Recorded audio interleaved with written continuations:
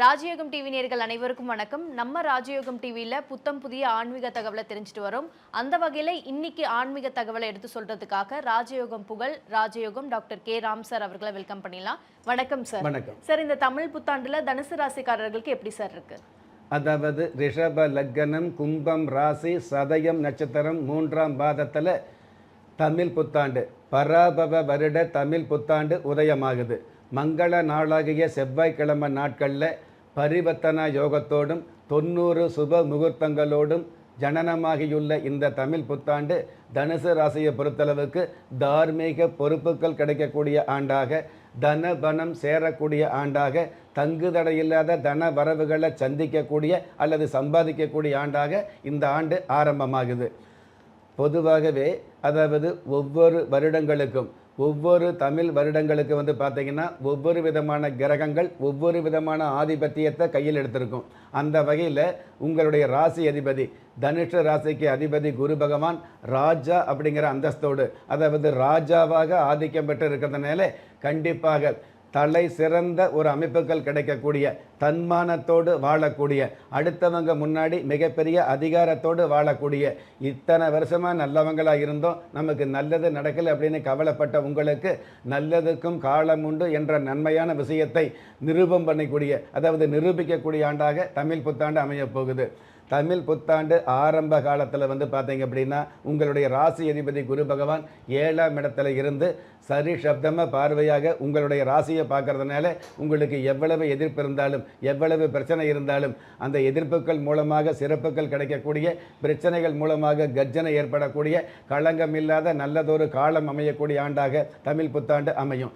முதல் 2 மாதங்கள் கழித்து அடுத்து உங்களுடைய ராசி அதிபதி உச்சம் அப்படிங்கிற அமைப்புக்கு போகிறதுனால மிகப்பெரிய மேன்மைகளை சந்திக்கக்கூடிய, எவ்வளவுதான் துயரம் அப்படிங்கிற விஷயத்தில் நீங்கள் கவலைப்பட்டுக்கிட்டு இருந்தாலும் உயரம் அப்படிங்கிற உன்னதத்தை தொடக்கூடிய ஆண்டாக தமிழ் புத்தாண்டு அமையும்.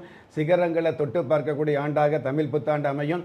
சாதாரண தொழில் ஆரம்பித்து அந்த தொழிலில் நல்லது நடக்கலை அப்படின்னு கவலைப்பட்டவர்களுக்கு அதே தொழிலில் அதிகபட்ச வளர்ச்சி ஏற்படக்கூடிய, ஒன்றுக்கு மேற்பட்ட தொழில் அமையக்கூடிய, தொழில் அதிபர் என்ற சிறப்பு பட்டங்கள் கிடைக்கக்கூடிய, எந்த தொழில் எந்த வியாபாரமாக இருந்தாலும் அந்த வியாபாரத்தில் உங்களுக்கு நிகர் நீங்களே என்று ஜெயித்து காட்டக்கூடிய பக்குவங்களும் இந்த ஆண்டு அதிகமாக வந்துகிட்டு இருக்கும்.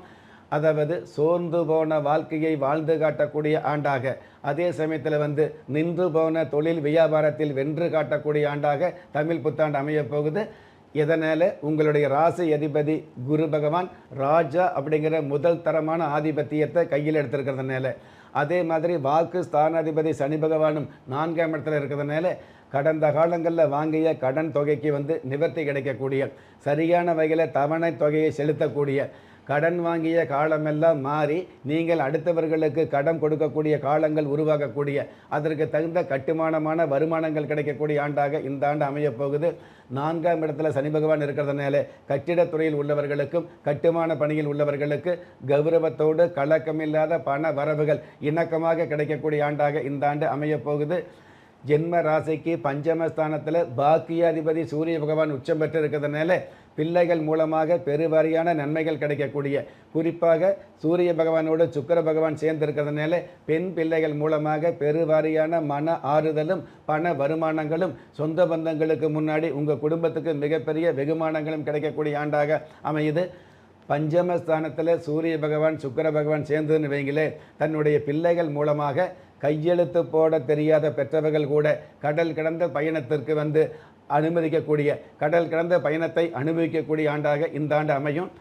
ஜென்ம ராசிக்கு 3ஆம் இடத்துல சந்திர பகவான் இருக்கிறதுனால, அந்த சந்திர பகவான் 8ஆம் இடத்து அதிபதியாக இருக்கிறதுனால கண்டிப்பாக முன்னேற்றமான சிந்தனைகளும், முன்னேற்றமான சிந்தனைகளுக்கு தகுந்த முயற்சிகளுக்கு தகுந்த மிகப்பெரிய மகிழ்ச்சி அல்லது வளர்ச்சிகளும் கிடைக்கக்கூடிய ஆண்டாக தமிழ் புத்தாண்டு அமையும். Super sir. இவங்களுக்கு தடையின்றி கிடைக்கிறதுக்கு பரிகாரம் ஏதோனும் இருக்கா சார்? தனுசு ராசியை பொறுத்தளவுக்கு ராசி அதிபதியே சாதகமாக இருக்கிறதுனால சந்தோஷமான ஆண்டாக, சரளமான பண வரவு கிடைக்கக்கூடிய ஆண்டாக, தடையில்லாத தன வரவுகள் கிடைக்கக்கூடிய ஆண்டாக தமிழ் புத்தாண்டு அமையும். இருந்தாலும் 10ஆம் இடத்துக்கு அதிபதி, அதாவது உத்தியோகஸ்தானம் என்று சொல்லக்கூடிய, ஜீவனஸ்தானம் என்று சொல்லக்கூடிய, தொழில் ஸ்தானம் என்று சொல்லக்கூடிய 10ஆம் இடத்துக்கு அதிபதி புதன் பகவான் 4ஆம் இடத்துல நீச்சம் பெற்று இருக்கிறதுனால, அதாவது என்னதான் தொழில் சம்பந்தப்பட்ட விஷயங்களில் வருமானம் வந்துக்கிட்டு இருந்தால் கூட அந்த வருமானம் வந்து உங்களுக்கு சரியான வகையில் முறையான வகையில் பயன்படாத ஒரு சூழலை நிச்சயமாக ஏற்படுத்தும்.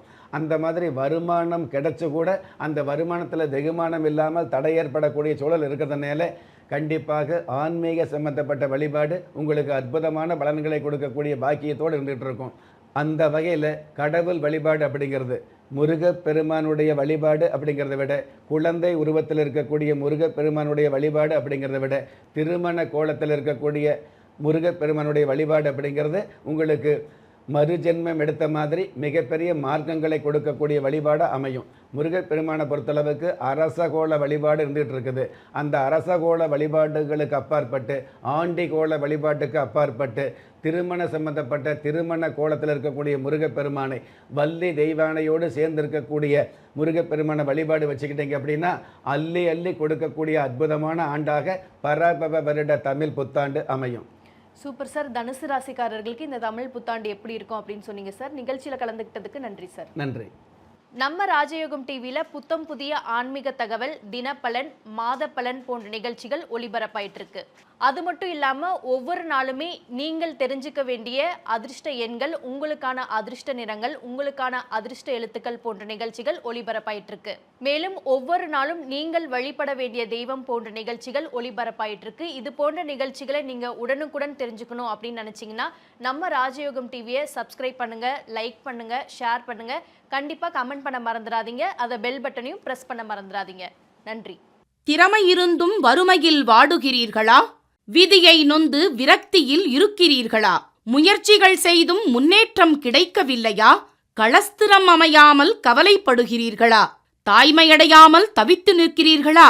நவரத்தினம் போட்டும் நன்மைகள் கிடைக்கவில்லையா? பெயர் மாற்றம் செய்தும் பிரயோஜனம் இல்லையா? எந்திரத்தை நம்பி மந்திரத்தை சொல்லியும் மாற்றம் கிடைக்கவில்லையா? எண்கணிதத்தை நம்பி எழுத்தை மாற்றியும் ஏற்றம் கிடைக்கவில்லையா? வாஸ்துவை நம்பி வாசலை மாற்றியும் வளம் காணவில்லையா? ஹோமத்தை வளர்த்து யாகத்தை செய்தும் யோகத்தை காணவில்லையா? திரும்பிய பக்கமெல்லாம் திண்டாட்டங்களையே சந்தித்த உங்களை யார் கைவிட்டாலும் ஆன்மீகம் கைவிடாது. ஆம், அண்ட நிழலும் இல்லை, ஆதரிக்க யாரும் இல்லாதவர்களை குலதெய்வம் கைவிடுவதில்லை. கிள்ளிக் கிடைக்கக்கூடிய யோகங்களை அள்ளிக் கொடுக்கக்கூடிய ஆன்மீக அற்புதம் குலதெய்வ விருட்சம். திக்கற்ற யாவரும் ஒப்பற்ற பயன்பெற வாங்கி பயனடைவீர். குலதெய்வ விருட்சம். குலதெய்வ விருட்சம் குடும்பமே சுபிட்சம்.